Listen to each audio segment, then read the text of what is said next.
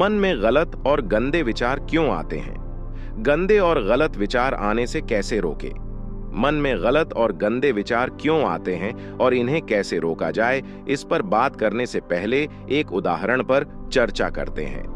मान लीजिए आप किसी पार्टी में जाते हैं। वहां आप कुछ ऐसी चीज खा लेते हैं जो सेहत के लिए अच्छी नहीं है। उसमें कुछ मिलावट है या फिर उसमें हानिकारक जीवाणु पनप चुके हैं। ऐसी चीज खाने के बाद आपकी तबीयत खराब हो जाती है और आपको बुरी तरह से गैस बनने लगती है।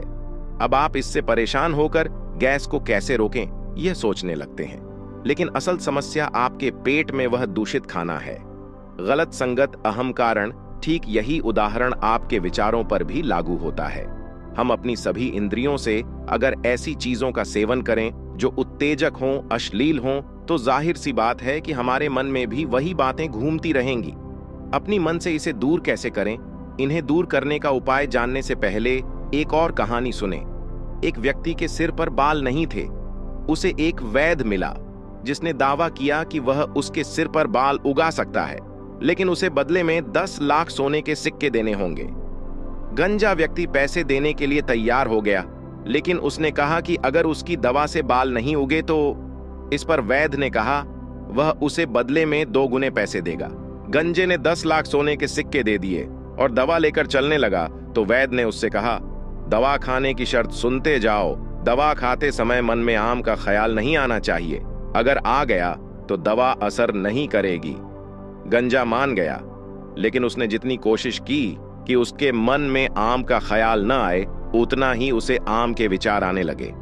असल में यह मन का स्वभाव है कि उसे जितना दबाएं वह उतना ही ताकतवर होकर उभरता है। ऐसे में क्या किया जाए?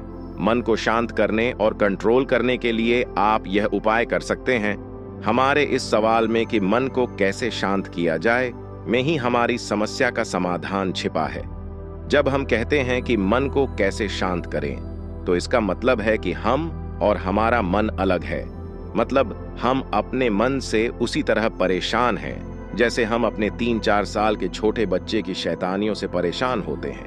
वह बच्चा हमारा है, लेकिन ध्यान रहे कि हम बच्चे से अलग हैं। हम उसे शांत कर सकते हैं। मन जिद्दी बच्चे जैसा होता है, तो मन को शांत करने की दिशा में पहला और सबसे अहम कदम है यह समझ लेना कि हमारा मन हमसे अलग है। मन जो कुछ कह रहा है, जरूरी नहीं है कि वह सब किया जाए, लेकिन वह दिमाग में इतना शोर मचाता है कि दिमाग का दही हो जाता है। कभी कभी इतना उकसाता है कि हमें क्रोध करना पड़ता है। ऐसे ऐसे लालच पैदा करता है कि हम बिना विचार किए काम कर बैठते हैं, बाद में पछताते हैं। मन आपके जिद्दी बच्चे जैसा है। वह खुद कुछ नहीं कर सकता, आपके ही जरिए वह अपनी डिमांड पूरी करता है। उसकी एक जिद पूरी करेंगे तो वह दूसरी जिद सामने रख देगा। ऐसे में आप क्या करते हैं? कुछ देर बाद आप उसकी जिद को अनसुना करने लगते हैं। थोड़ी देर में वह खुद थक कर चुप हो जाता है।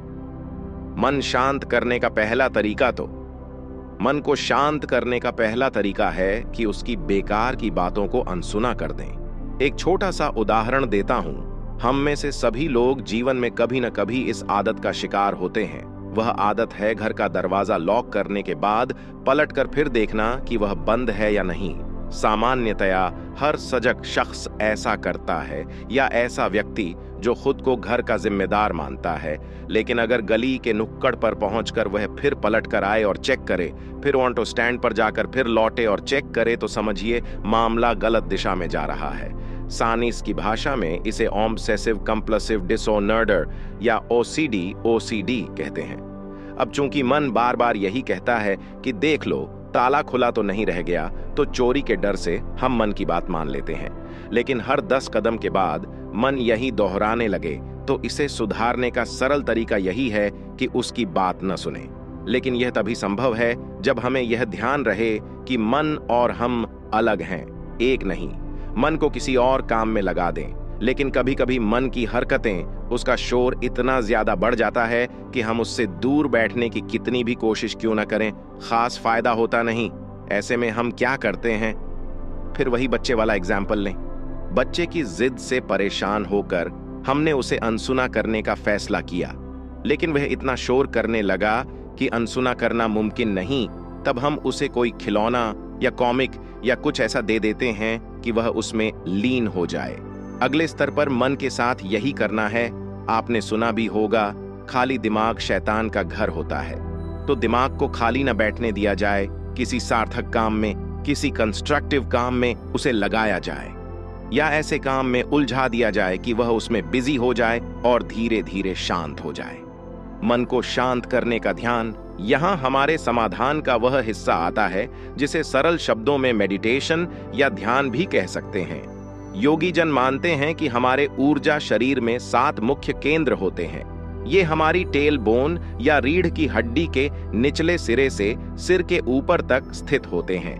शरीर के निचले हिस्से में मूलाधार चक्र, फिर उसके ऊपर पेड़ू के पास दूसरा चक्र स्वादिष्ठान चक्र होता है। उसके ऊपर नाभि पर तीसरा चक्र मणिपुर चक्र होता है। उससे ऊपर सीने के बीचों बीच अनाहत चौथा चक्र। इसके बाद 5वां चक्र विशुद्धि गले के बीच में, छठा चक्र माथे पर आज्ञा चक्र और सिर के टॉप पर सहस्रार चक्र 7वां चक्र है।